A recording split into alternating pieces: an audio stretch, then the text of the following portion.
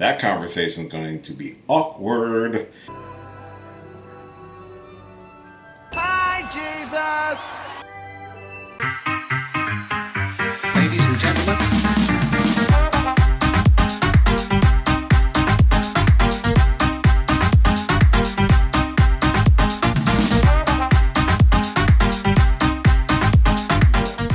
Hey, what's going on, everybody? It's your boy Will, and welcome back to another spoiler review for episodes 5 and 6 of Ahsoka. I was originally going to do a separate review for episode 5 because that was pretty big and kind of dope. I just didn't for just reasons. You can look at the list and pick one of the reasons.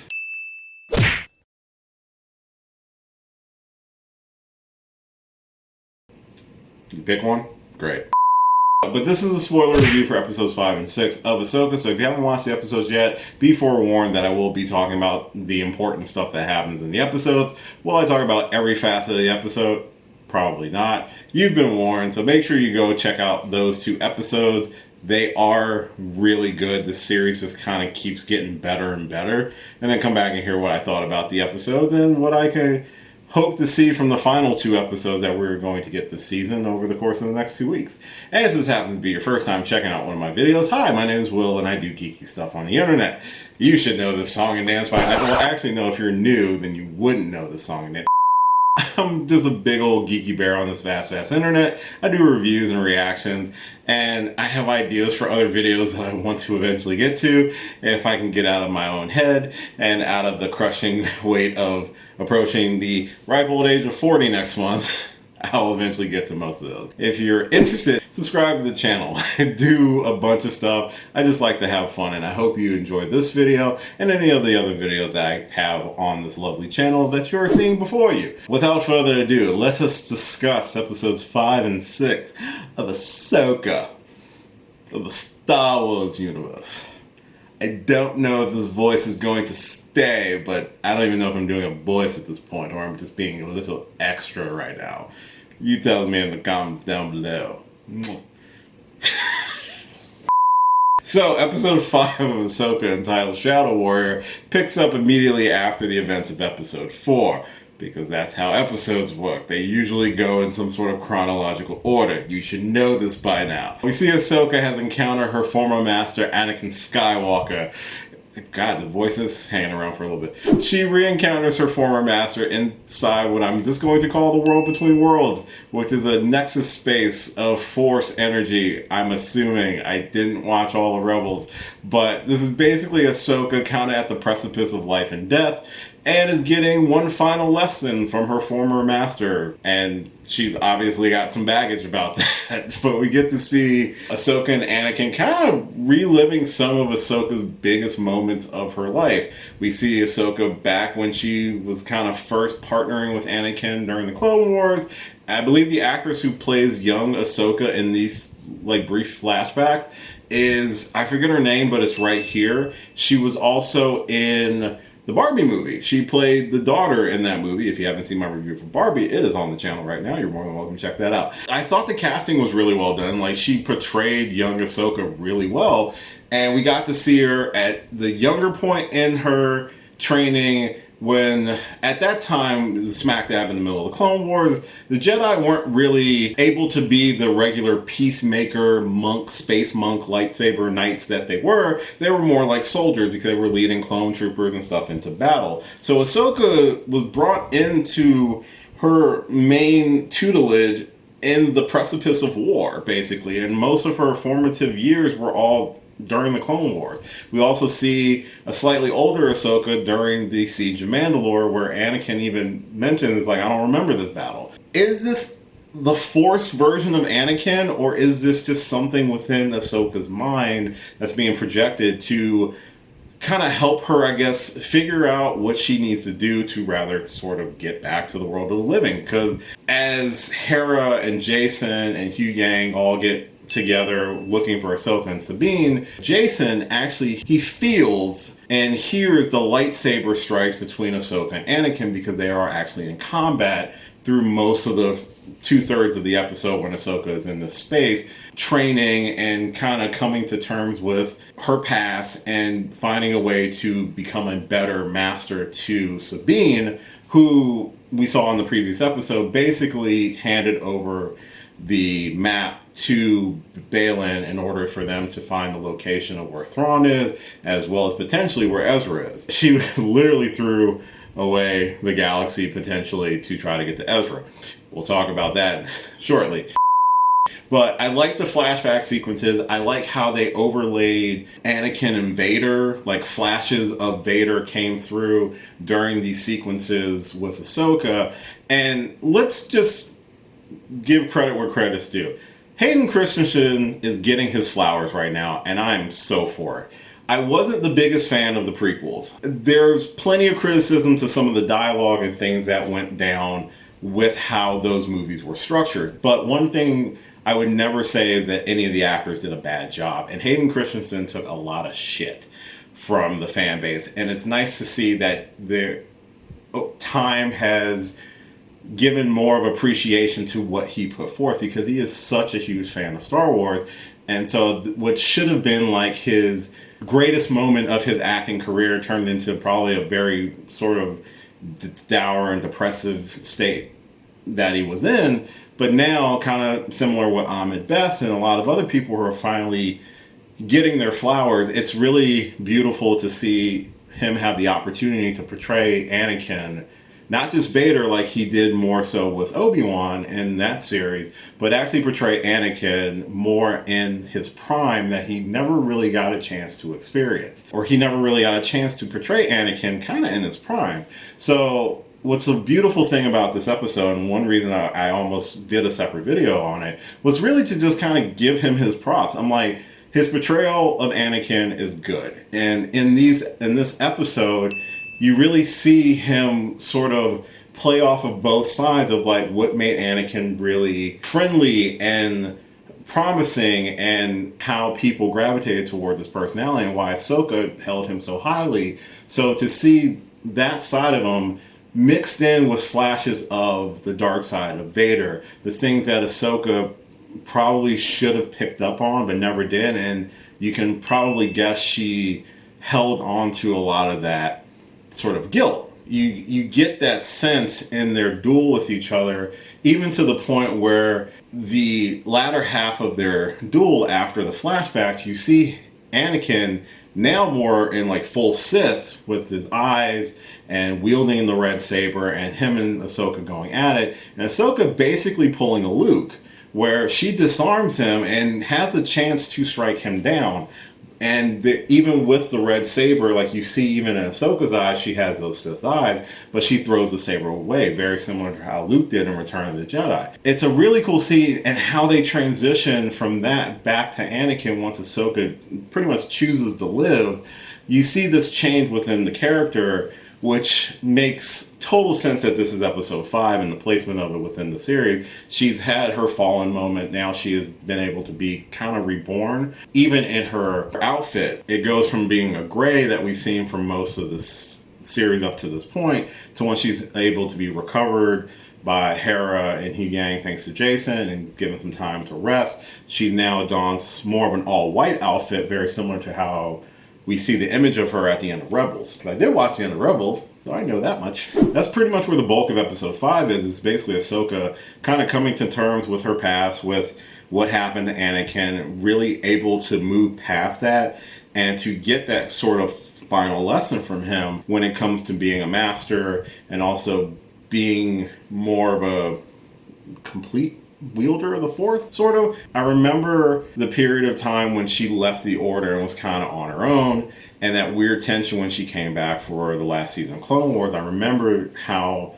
that was kind of a big moment for the character, and since then we've only kind of seen her in flashes, and even in moments where it's just like she's sort of doing her own thing. Now she feels like more so she has a bigger purpose than what she did before. Like she has a stronger connection to the Force and maybe that she had before, that kind of feels illustrated when she and Huyang get into contact with the, I believe it's the Purrgil, which are the giant space whale things, where she's able to communicate with the biggest one to get assistance in how to get where Morgan and Baylan and Shin and Sabine went in order to try to find them, because of course the map is destroyed, which they're able to do by taking a ride inside of the whale, and the whale ferries both Huyang and Ahsoka to the where they went, while Hera has to buy them a little bit of time because of course the New Republic has shown up being like, hey, we got to take you guys into custody because blah blah blah, you know, that sort of chestnut. That's pretty much what the bulk of episode 5 was, with the return of Hayden Christensen as Anakin Skywalker and this beautiful like montage of Ahsoka's younger life during the Clone Wars, the importance of the bond she had with Anakin and her sort of resolution to what happened, and basically to be a more complete wielder of the Force at this point. I'm not going to call her a Jedi, even though she kind of is a Jedi. But yeah, that's episode 5, and then from just a cinematography standpoint, how the visuals really informed a lot of the story. They were brief moments of time, but they were very intentional. How when Anakin's walking away from Ahsoka in that first flashback, to you see him walking with all the stormtroopers to the flash of Vader and back to Anakin, and how it slowly changes once they actually are out of the flashback and going back and forth with each other. It's really well done, and I really love that whole sequence. I thought that sequence was really cool and really dope, and you know, mad props to Hayden Christensen. I'm really happy for him. I hope he gets more opportunities to revisit the character now that he's kind of back in the fold, and the fandom is finally at a place where they are appreciating his work. And I think that's kind of the really cool thing about what we saw with episode 5. Which leads to episode 6, which is entitled Far, Far Away, where we spend the majority of the episode now focused on the other half of this puzzle, which is are Morgan and Baylan and Shin looking for Thrawn and encountering Thrawn. And we get our first appearance debut of Grand Admiral Thrawn, played by Lars Mikkelsen, which is pretty cool because he voiced the animated character from my understanding. So it's really cool that they are getting the opportunity to portray these characters in live action. I think that's one of the funnest things about the series, is that even though I wasn't a big watcher of Rebels, I know enough to appreciate what I'm seeing. And even as just standalone, it's like, it's really easy to kind of get invested in these characters. Like, we're on episode 6 when we're getting our first look at Thrawn. Up to this point was very much spoken like the boogeyman. So to see the boogeyman in all his glory, like that first appearance of him flanked by a massive force of stormtroopers. Now granted, this is not as many as he apparently had. It's just over time, obviously they've lost people. You get the scope and the scale of this threat, which also puts a lot of emphasis on Sabine. What the hell did you do? I get it, you wanted to save Ezra, but this is taking a big gamble because you don't even know if Ezra's alive. And it'll be funny if this turns into like a weird Ocean's 11 sequence where Sabine's like, yes, I had this completely planned out, you've fallen into my trap.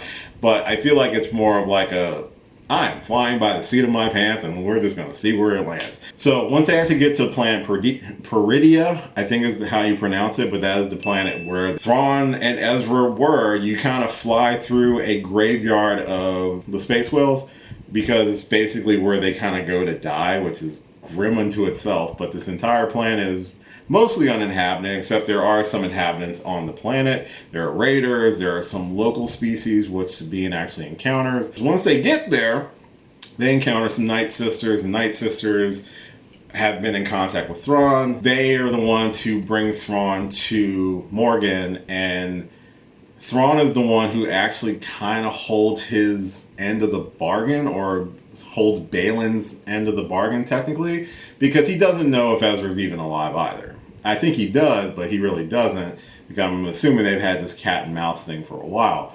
But basically, he lets Sabine go, at least temporarily, because then he sends Baylan and Shin after him to sort of eliminate them. The whole first few 20 minutes of the episode, they're kind of seem like they're not going to honor the deal and stuff like that. And Sabine's like, we had a deal, and it's like, girl, they altered the deal. Pray I don't alter it any further.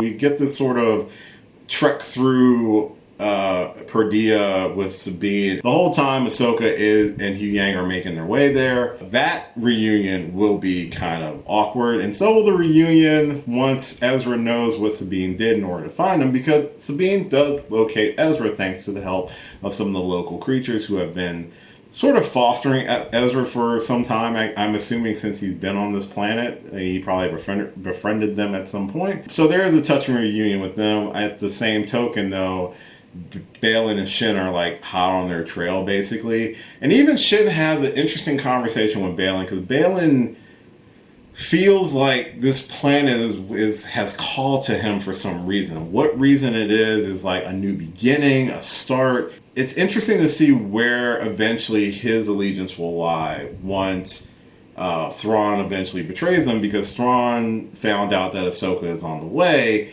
even though the Night Sisters kind of told him that they weren't initially. So he's assuming that all Force users are basically bad. So that kind of puts a target on both Baylan and Shin's back, in my humble opinion, but we'll just have to wait and see. Once Sabine and Ezra are reunited, they do have to move with the camp, and you can tell that Ezra knows something's up, because he does try to confront Sabine briefly about, well, how did you get here? And Sabine does not talk about it initially. She just wants to kind of enjoy the moment that she found her friend. But eventually that conversation is going to happen, and it's probably, I don't know if it's going to go all that well, because Sabine got some explaining to do. To be fair, like I said at the very beginning, she basically said, screw the universe, I'm looking for my friend, and has potentially caused a return of probably one of the greatest threats that the universe has seen in a very long time. So it'll be interesting to see what happens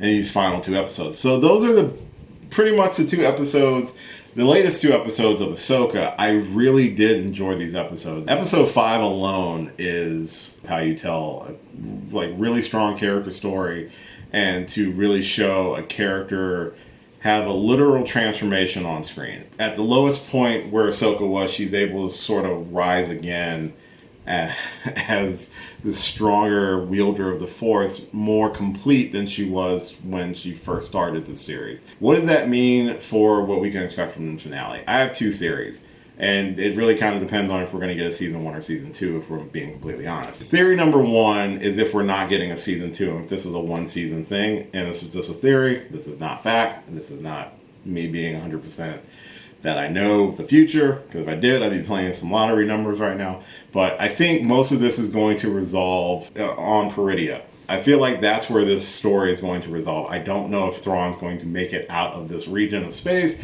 I feel like they're probably going to figure out a way of stranding Thrawn here, or defeating him here.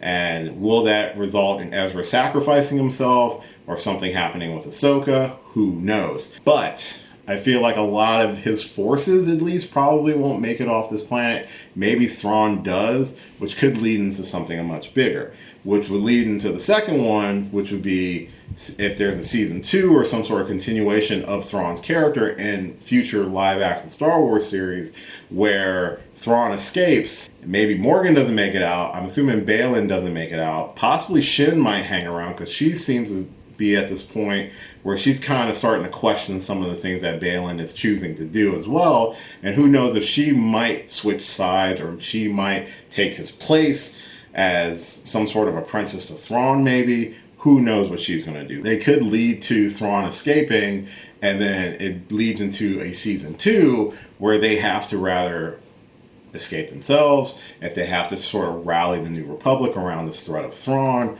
I remember a while ago, this was a couple years ago, since when they were starting to really building up the Star Wars universe on Disney Plus, that they were sort of doing all these different series, and they were going to kind of culminate Avengers style in like one big mini series that features all these different characters uniting to stop a big threat.